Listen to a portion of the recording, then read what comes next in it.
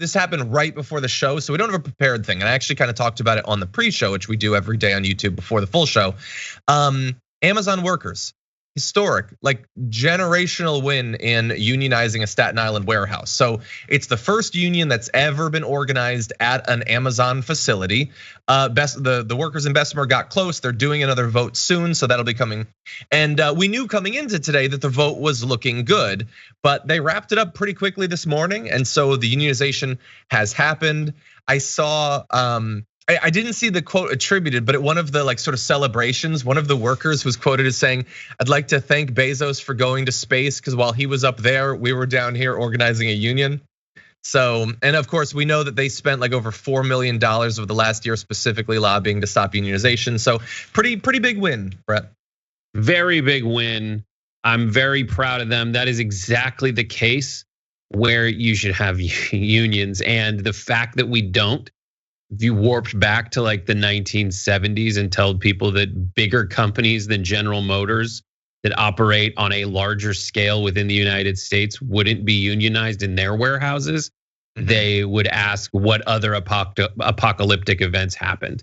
And then anyone who goes and complains to you that this might raise prices elsewhere, it's like, well, the cost of living wasn't getting any more affordable anyway, because while basically people weren't getting, the amount of money consolidated in the hands of the wealthy was going up, but relative to just a pretty manageable inflation, the income for workers on this scale was going down, or staying the same, which might as well be going down. Exactly, yeah. And look, we don't know how Amazon is gonna respond. I'm going to assume not well. Some people are talking in the chat about, does this mean they're gonna shut down the factory or the warehouse, I should say. I imagine not. It employs 5,000 people. That seems like a pretty important part of their infrastructure there.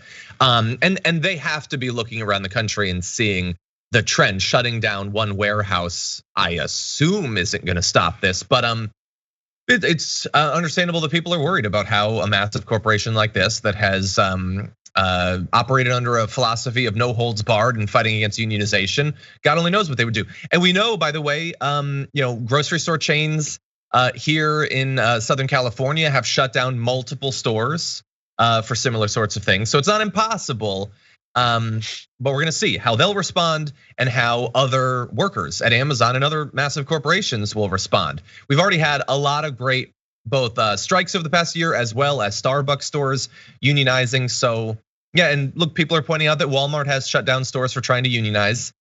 We'll see. It's a very high profile thing. There would be more cost than there has been in the past for that sort of action, but we will have to wait and see as this develops.